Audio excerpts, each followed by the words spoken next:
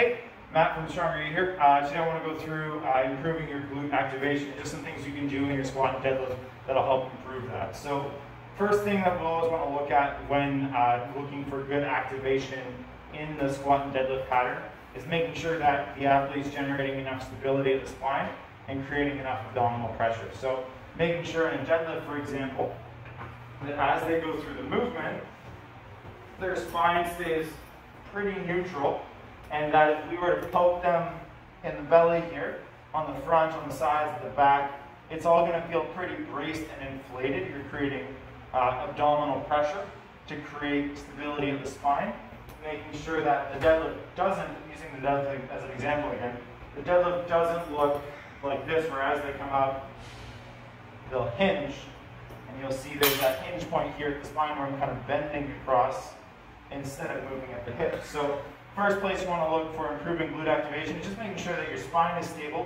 and your hips are moving, instead of your hips being stable and your spine moving. So your deadlift should look like this as you lock out, not there, where your hips stop moving here and you're just hinging at the spine.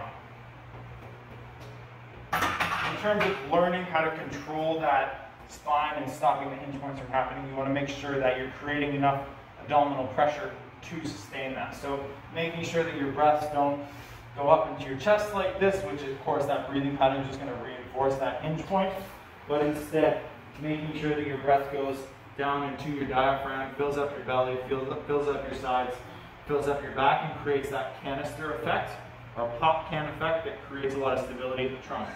If you can maintain that brace in your squat, your deadlift, your bench press, whatever it may be, you're going to be able to create more stability.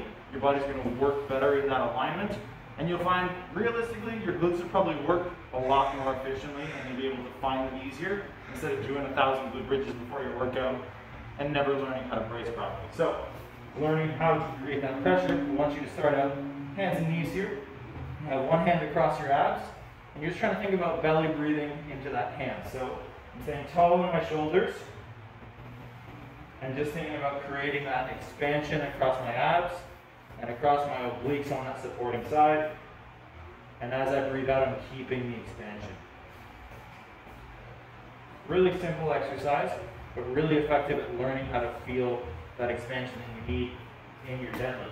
So theoretically, if I were in that deadlift, here, I could feel it's that same expansion as here, as here, as here, because your spine position shouldn't change as you go through the movement, right?